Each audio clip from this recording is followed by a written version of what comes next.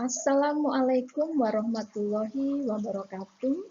Selamat berjumpa kembali dalam pertemuan 7 dalam topik sistem kendali robot.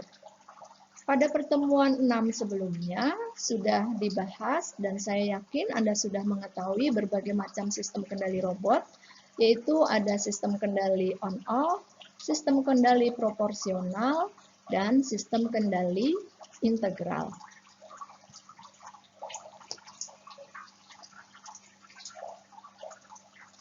Pada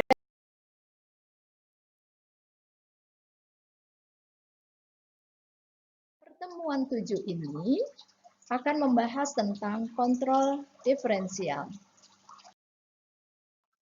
Controller diferensial memiliki karakter mampu meningkatkan stabilitas sistem, mengurangi overshoot, dan menaikkan respon transfer.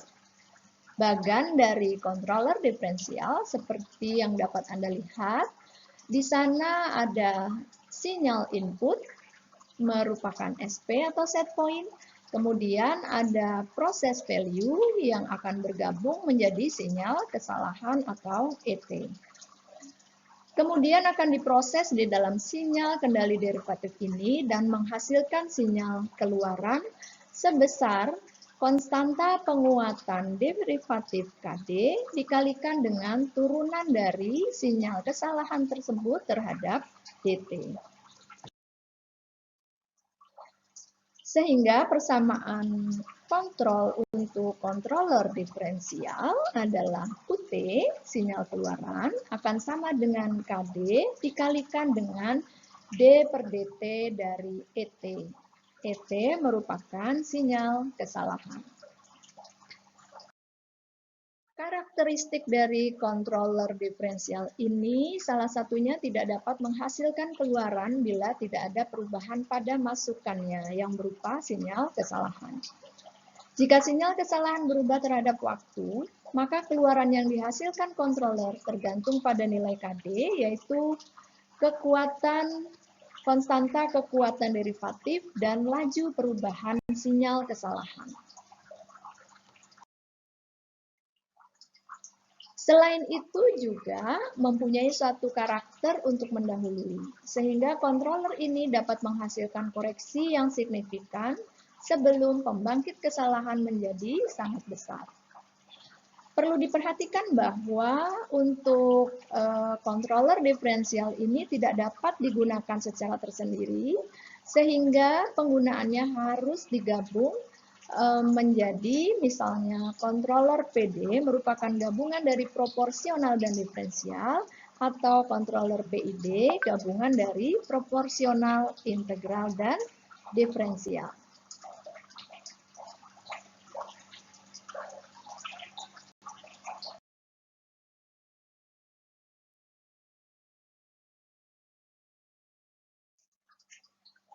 Controller PD, PI, dan PID ini merupakan gabungan dari beberapa controller. Berikut ini adalah controller PI, merupakan gabungan dari controller proporsional dan controller integral. Anda bisa saksikan di dalam skema, masukan berupa set point. Selain set point, ada umpan balik dari sinyal keluaran, kemudian akan dijumlahkan menghasilkan sinyal kesalahan ET. Sinyal kesalahan ET tersebut akan menjadi masukan masing-masing controller, yaitu controller P proporsional dan controller I adalah controller integral. Keluaran dari masing-masing controller tersebut akan dijumlahkan kembali yang menghasilkan proses, yaitu berupa sinyal keluaran.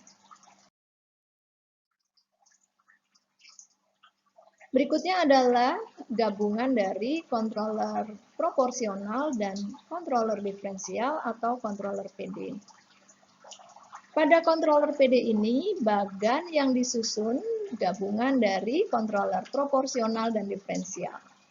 Sinyal masukan set point dan umpan balik dari sinyal keluaran akan dijumlahkan menjadi sinyal error atau sinyal kesalahan, Sinyal error ini akan masuk ke dalam controller P dan controller D.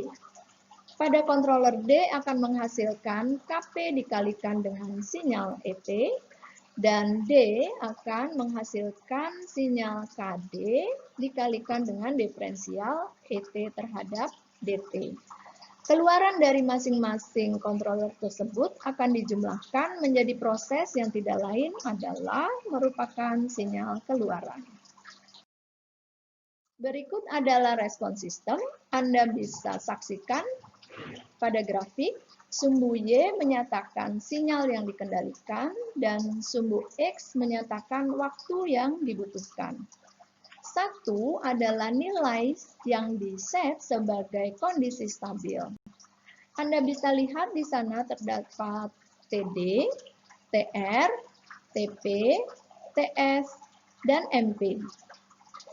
Kemudian Anda juga bisa saksikan toleransi yang diperbolehkan atau yang terjadi itu dari 5% atau 2%. Secara rinci akan dijelaskan sebagai berikut.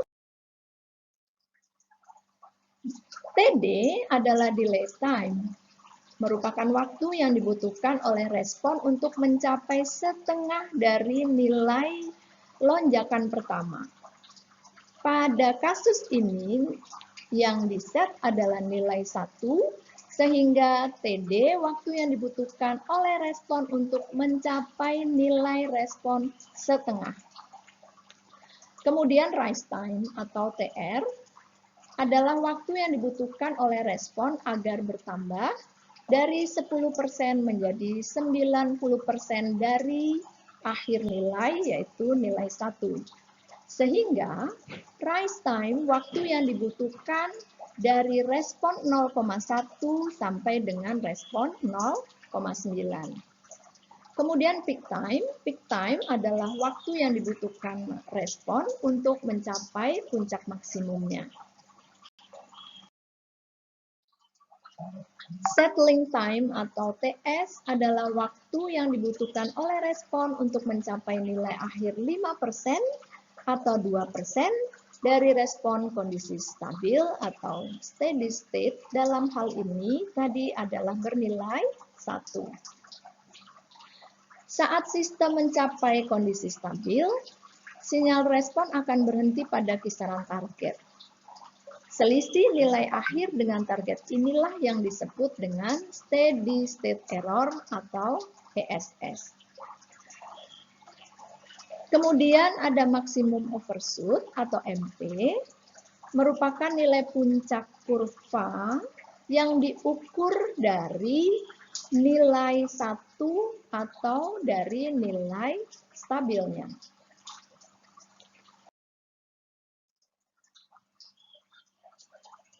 Nah, efek dari masing-masing controller Anda bisa saksikan di dalam tabel ini. Ini berlaku untuk respon closed loop. Pada controller P itu akan menurunkan rise time, tetapi overshoot dapat meningkat. Kemudian terdapat perubahan kecil di dalam settling time dan menurunkan steady state error. Untuk controller integral, menurunkan rise time, overshoot menjadi meningkat, settling time juga meningkat, menghasilkan atau mengeliminasi steady state error. Pada controller diferensial, terdapat perubahan yang kecil pada rise time, menurunkan overshoot, menurunkan settling time, dan menghasilkan steady state error yang kecil atau terdapat perubahan kecil pada steady state error. Selanjutnya akan membahas controller gabungan dari ketiganya, yaitu controller PID, sehingga merupakan gabungan dari controller P, controller I, dan controller D. Controller PID ini dapat menghasilkan pengendali dengan karakteristik yang optimum. Anda lihat di dalam bagan, di sana ada 3 susun controller, yaitu P, I, dan D. Masukan set point akan bergabung dengan umpan balik dari sinyal keluaran, dijumlahkan menghasilkan sinyal error ET. Sinyal error tersebut menjadi masukan untuk masing-masing controller, yaitu controller P, controller I, dan controller D. Di dalam controller P akan menghasilkan sinyal sebesar Kp dikalikan dengan sinyal errornya. Kemudian untuk controller I akan menghasilkan sinyal dengan besar Ki dikalikan dengan integrasi dari sinyal error terhadap DT.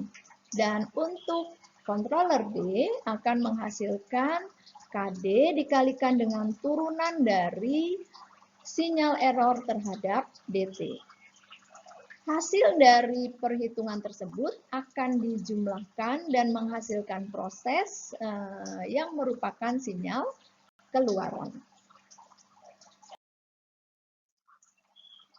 Dengan demikian, persamaan matematis untuk controller gabungan PID, UT atau sinyal keluaran sama dengan Kp dikalikan dengan ET ditambah dengan Ki integral dari 0 sampai dengan T ET dt ditambah dengan Kd dikalikan turunan dari ET terhadap dt. Ingat bahwa Kp adalah konstanta penguatan proporsional, Ki adalah konstanta penguatan integral, dan Kd adalah konstanta penguatan derivatif.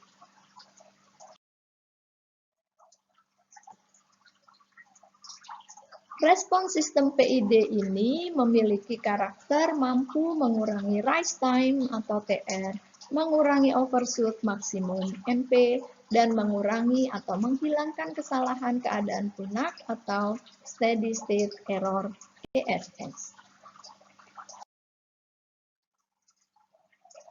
Demikian materi untuk pertemuan 7.